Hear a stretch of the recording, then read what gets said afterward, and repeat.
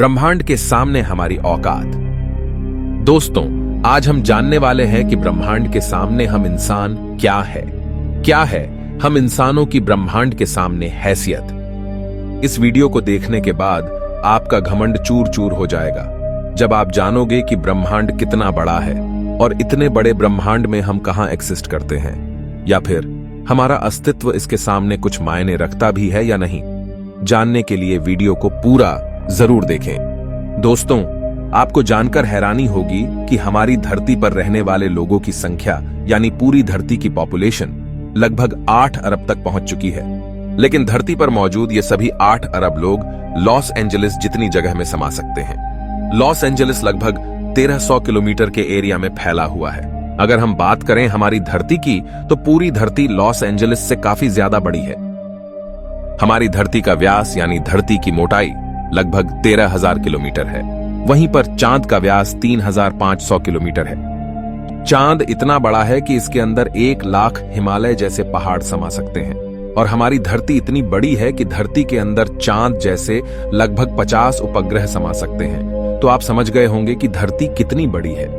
तो दोस्तों, जरा एक बार सोच कर देखिए, धरती के सामने हम कहां टिकते हैं। चांद धरती से 3,84,000 किलोमीटर की दूरी पर मौजूद है। इस दूरी के अंदर सोलर सिस्टम के सभी 8 ग्रह समा सकते हैं। अगर हम अपने सूरज की बात करें तो हमारा सूर्य धरती से 15 करोड़ किलोमीटर की दूरी पर मौजूद है।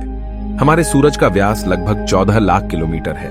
धरती के मुकाबले में सूरज इतना बड़ा है कि इसमें 13 लाख धरती समा सकती है। यानी सूरज की विशालता की कल्पना हम आंख बंद करके भी नहीं कर सकते। तो आप सोच लीजिए, हम इंसान सूरज की विशालता के सामने क्या औकात रखते हैं। न सिर्फ इंसान, बल्कि सूरज की विशालता के सामने धरती और चांद की भी कोई हैसियत नहीं दिखाई देती। हमारे सौरमंडल के सबसे विशाल ग्रह जुपिटर के अंदर हमारी धरती जैसी 1300 धरतियां समा सकती हैं और जुपिटर जैसे 1000 ग्रह सूरज के अंदर समा सकते हैं। तो दोस्तों, सूरज न सिर्फ धरती बल्कि जुपिटर की औकात से भी कई गुना बड़ा है। लेकिन औकात की बात करें तो यह तो बस एक शुरुआत है। अगर हम बात करें पूरे सौर मंडल की, तो हमारे सौर मंडल का व्यास 287 अरब किलोमीटर है। इतने बड़े सौर मंडल में हमारे 8 ग्रहों के साथ 5 बौने ग्रह, लाखों एस्टेरॉयड और करोड़ों मीटियोरॉइड्स मौजूद है। सूरज से लेकर नेपच्यून तक की दूरी करीब 4.5 अरब किलोमीटर है। ऐसे में अगर हम सूरज से लेकर नेपच्यून तक सूरज की लाइन बनाएं, तो इस लाइन में सूरज जैसे लगभग 3000 सितारे समा जाएंगे। तो आप समझ सकते हैं कि सोलर सिस्टम की साइज के सामने सूरज कितना छोटा है। अगर प्लूटो से हम सूरज को देखें, तो हमारा सूरज प्लूटो से कुछ ऐसा दिखाई देता है। हमारा सौरमंडल प्लूटो के बाद भी कई गुना आगे तक फैला हुआ है। यहां तक हम देख चुके हैं कि सूरज की साइज भी इतने बड़े सौरमंडल के सामने काफी छोटी पड़ जाती है। अगर हम और आगे की बात करें तो सूरज से और भी बड़े तारे अंतरिक्ष में मौजूद है। यह है वेगा स्टार, जिसका व्यास 38 लाख किलोमीटर है और इसमें सूरज जैसे लगभग 20 तारे समा सकते हैं। इससे भी बड़ा तारा है आर्कट्रस, जो 3 करोड़ 60 लाख किलोमीटर चौड़ा है। इसमें सूरज जैसे 17,000 तारे समा जाएंगे। और इसके और आगे चलने पर ब्रह्मांड में एक और तारा है, रीगेल, जिसका व्यास 11 करोड़ किलोमीटर है। इसके अंदर आर्कट्रस जैसे 50 तारे समा जाएंगे और सूरज जैसे 4,85,000 तारे समा जाएंगे। अब हम देख पा रहे हैं कि सूरज भी यहां आकर कितना छोटा पड़ रहा है। चलिए और आगे चलते हैं। ये है बीटलजूस, जिसका व्यास 1 अरब 23 करोड़ किलोमीटर है। इसमें रीगेल जैसे लगभग 1400 तारे समा सकते हैं और सूरज जैसे लगभग 67 करोड़ तारे समा सकते हैं। अब आप सोच लीजिए, यहां आकर सूरज भी एक रेत के कण के बराबर लग रहा है।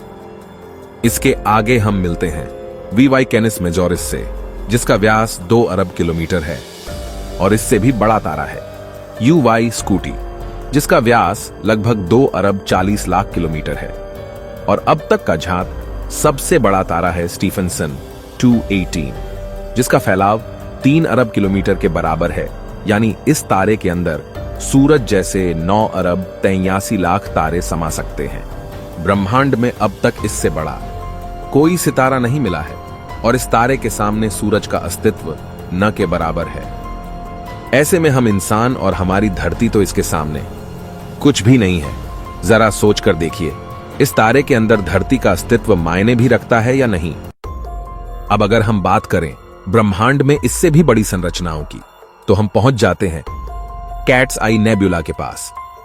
यह आकार में 0.4 प्रकाश वर्ष बड़ी है, यानी प्रकाश को भी इसे पार करने में 4 महीने 26 दिन लगेंगे। यह ब्रह्मांड के सबसे विशाल तारे के मुकाबले कितना बड़ा है। इस नेबुला के अंदर स्टीफनसन जैसे लगभग 3000 तारे समा जाएंगे, और इससे भी बड़ा हेलिक्स नेबुला है जिसका व्यास 5 प्रकाश वर्ष है, यानी प्रकाश को इसे पार करने में 5 साल लगेंगे। और इसमें स्टीफनसन जैसे 15,000 तारे रखे जा सकते हैं। इससे भी आगे है ओरियन नेबुला, जो 24 प्रकाश वर्ष चौड़ा है, और इससे आगे हमें मिलता है ओमेगा सेंटोरी कंस्टेलेशन, जिसका व्यास 150 प्रकाश वर्ष है। और अब तक जिन विशालकाय संरचनाओं को हमने देखा है, उन सबको अपने अंदर समाने वाली, इन सबसे करोड़ों गुना विशाल, ये है हमारी आकाशगंगा मिल्की वे, यानी मंदाकिनी आकाशगंगा, जो कि 1 लाख प्रकाश वर्ष के व्यास में फैली हुई है। यानी यह इतनी बड़ी है कि इसे पार करने में प्रकाश को भी 1 लाख साल लग जाएंगे। और आपको बता दें कि प्रकाश की गति 3 लाख किलोमीटर पर सेकंड है। हमारी इस आकाशगंगा में इस तरह के बड़े बड़े 400 अरब तारे मौजूद है, और इतने ही ग्रह इसके अंदर मौजूद है।